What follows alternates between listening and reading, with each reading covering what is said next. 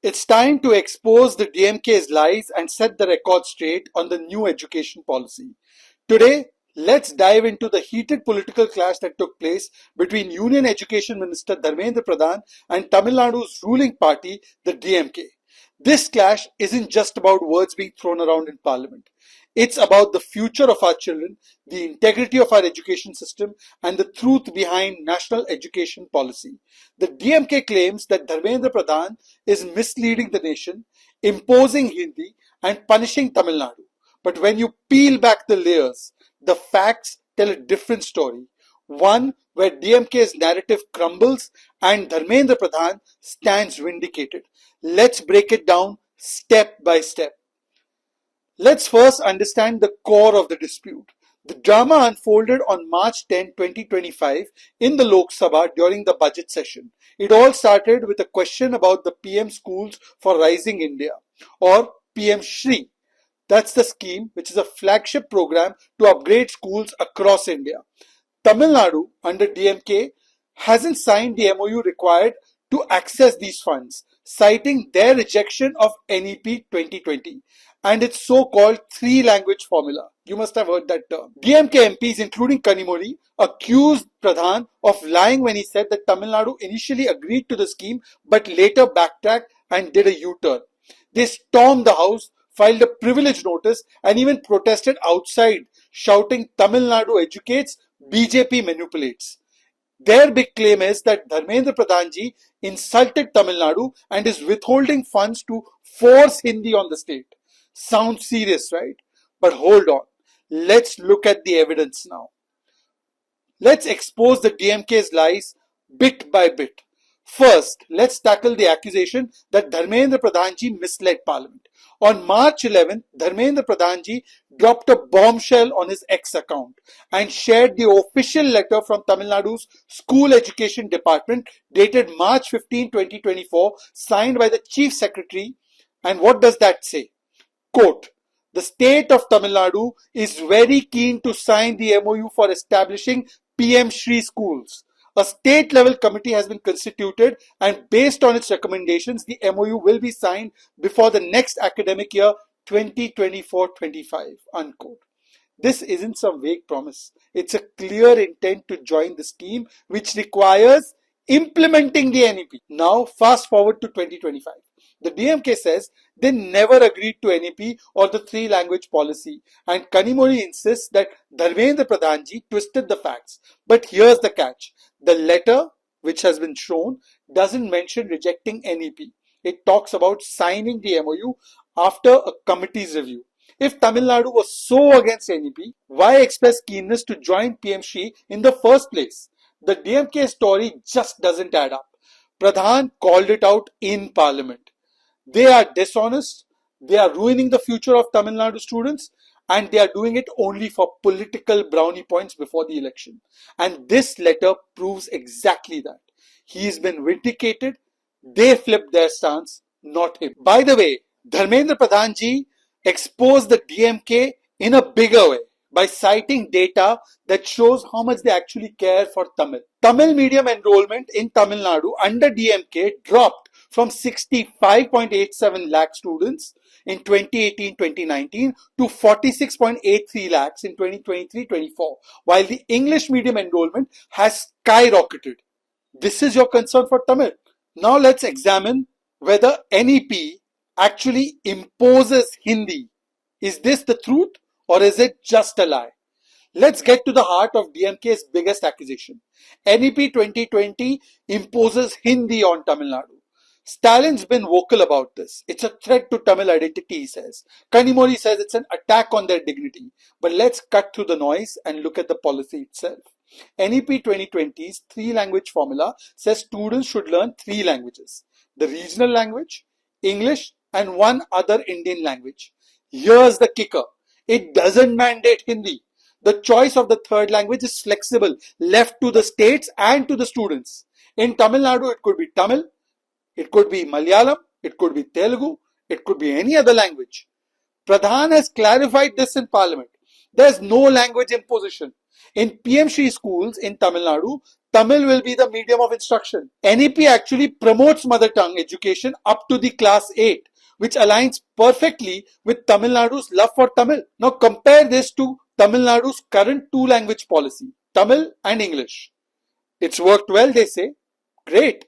But NEP does not make any change to that. It doesn't dismantle it. It builds on it. The NEP does not force Hindi on anybody. It's a straw man that has been built by the DMK to just rally their base before elections. Look at states like Odisha or Punjab. They have adopted NEP with their own languages. No Hindi required. The DMK's Hindi imposition bogey is a lie meant to stoke fear and not to reflect reality. So now where does all of this leave us? Dharmendra Pradhan ji has been consistent. He has been vindicated. He's got the March 2024 letter proving that Tamil Nadu's first intent was to willingly adopt the PM SHRI scheme. He's shown that NEP isn't about imposition of Hindi. It's about giving kids a broader modern education while respecting and in fact promoting regional languages. And he's called out the DMK's U-turn for what it is. It is just a political stunt. So what's the conclusion? The DMK is as usual trying to paint a picture of victimhood that the BJP is out to get Tamil Nadu, but there is no evidence that holds this claim up. They agreed to PM SHRI, then they backtrack. Now they scream Hindi imposition, and now I am going to prove something else to you, that how the DMK is actually a two-faced party. Here's how. Just take a look at history. You will be amazed that what the Congress party, its India alliance partners like DMK speak of as Hindi imposition was actually the Congress party which started the promotion of Hindi. Now let's understand the double face of Congress party and DMK. Interestingly, if you look at history, you will be amazed to know that today those parties which are screaming Hindi imposition were actually the parties which promoted Hindi, starting from 1949 itself, and it was no less than the Congress party which actually did it. In fact, all of its big stalwarts, Jawaharlal Nehru, Indira Gandhi, or even Manmohan Singh, all promoted Hindi language. Here's how. In 1967, it was the Congress party under the leadership of Indira Gandhi which passed the Official Languages Act and adopted a policy of bilingualism that indefinitely guaranteed the use of English and Hindi as official languages of the Indian Republic. She also made efforts to promote Hindi on the world stage.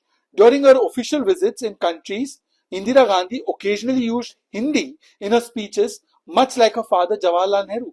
It was in 1968 the National Education Policy introduced the three-language formula mandating non-Hindi speaking states to learn Hindi as well.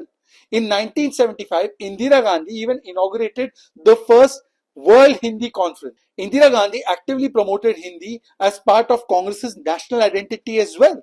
Congress party, right from the beginning, wanted to push Hindi even as a national language, not just an official language.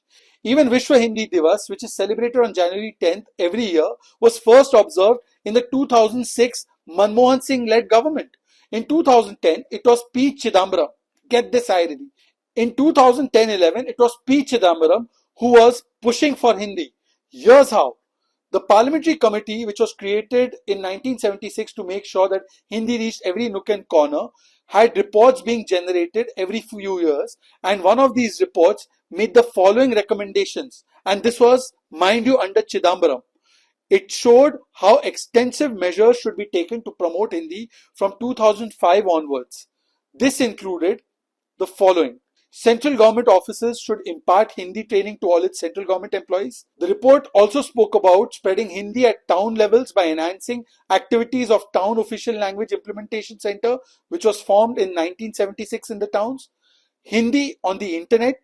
Point 28 of this report, under the UPA, this recommended that the contents provided to the National Informatics Center for any website needs to be in Hindi along with English, or else it will be rejected. Hindi in education, point 33 of this report says compulsory Hindi in all CBSE and Kendriya Vidyalaya schools up to 10th, even in non-Hindi speaking states. Point 47 of this report spoke of compulsory Hindi education across India. Hindi should be used in advertisements. That's what point 48 to 51 said. It promoted more Hindi and less English in advertisements issued by the central government and in any other media. even in non-Hindi speaking states. Hindi in foreign affairs too. Point 72 under this report urged MEA to make sure that Hindi is added as the seventh language in the United Nations. Point number 94 and 95 called for compulsory Hindi dubbing and subtitling in films. Now, when the BJP government promotes Hindi, it becomes a threat to Tamil language. But when the Congress party did it, well, it was progress. This shows the double standards of the Congress party, of the DMK, which was an ally of the Congress party, and the India alliance itself. The same Chidambaram and his son who are cautioning Modi government today are the ones who are promoting the use of Hindi, and that too in non-Hindi speaking states. वो करे तो चमत्कार और आज हो तो गुनेगार. Karunanidhi was part of the central government and was a close ally of both Chidambaram and the Congress party. Why didn't he object then? Where was DMK's opposition when Congress party was promoting Hindi at that point of time? Now here's the real question. If the DMK and other regional parties are against Hindi promotion, why did they never oppose the Congress party for doing the same thing over a period of so many years? Where was Chidambaram, a Tamil leader, when he was heading this committee and was actively promoting Hindi? And why suddenly the hatred for Hindi? When DMK's Karunanidhi was in alliance with the Congress and they did all of this, it was kosher. And today it is guna. But before I end this video, let's understand what the Modi government has done. Modi government has done maximum to promote regional languages, which the Congress party never even thought about. The NEP 2020, obviously, this has reviewed India's outdated education system and has made a landmark decision of pushing regional languages, which will be medium of instruction for primary school up to higher education. This is the first time a government has actively encouraged Indian languages in education beyond Hindi. University textbooks should be in regional languages. Unlike previous governments, the neglected regional language education is now being pushed by the Modi government. PM Modi ensured that university level textbooks, especially engineering, medicine and law, should be available in regional languages. By the way, Mr. Stalin, why don't you do medical and engineering education in Tamil? No answers for that. Competitive exams in regional languages. NEET, JEE, UGC NET are now conducted in multiple regional languages, giving millions of students a fair chance to compete. CAPF, the Central Armed Police Force examinations, are also held in regional languages, not just in Hindi and English. The Modi government has allowed recruitment exams for paramilitary forces in multiple languages, and this ensures fair opportunities for all youth speaking various regional languages. The National Translation Mission, the NTM, this initiative by the Modi government ensures that all major knowledge texts, science, law, technology are available in India's official scheduled languages. The Bhashini app and the digital push for regional languages. At the 2023 G20 summit in India, PM Modi showcased the Bhashini app, a national digital platform providing translations in regional languages. Imagine the promotion being done for regional languages. Bharatiya Bhasha Samiti. The Modi government created this committee to develop legal and administrative material in regional languages. We also know about the cultural and literary promotion that is being done by the Modi government. The Sahitya Academy is now organizing literary events to promote languages of northeastern states and their other regional dialects. The Diksha platform for education. The government has launched the Diksha platform, an online education platform where school textbooks and study materials are available in multiple regional languages. Capacity building is also being done for teachers, which is the Nishtha program. This training program for teachers, which is the Nishtha program, has been designed in regional languages. Other initiatives have also been taken. For example, the Bhasha Sangam, Ek Bharat, Shresh Bharat, and the Shikshak Parv. All of these ensure that Indians can learn, study, and represent their culture in their mother tongue in regional languages. With all of these initiatives, how can one claim that PM Modi is imposing Hindi at the cost of other languages, especially Tamil? PM Modi started a chair for studies of Tamil in BHU University in his constituency, Kashi. He was the one who started the Kashi Tamil Sangamam as well. The reality is that he has done more for regional languages than any other government has done before. But PM Modi, even though he's not imposing any language, and he himself comes from Gujarat, so he speaks Gujarati, not Hindi, as his mother tongue, he is only implementing the recommendations of many reports that were produced by the Congress governments. But when it is done by a BJP government, it becomes gunegar, and when it is done by the Congress governments, it is chamatkar.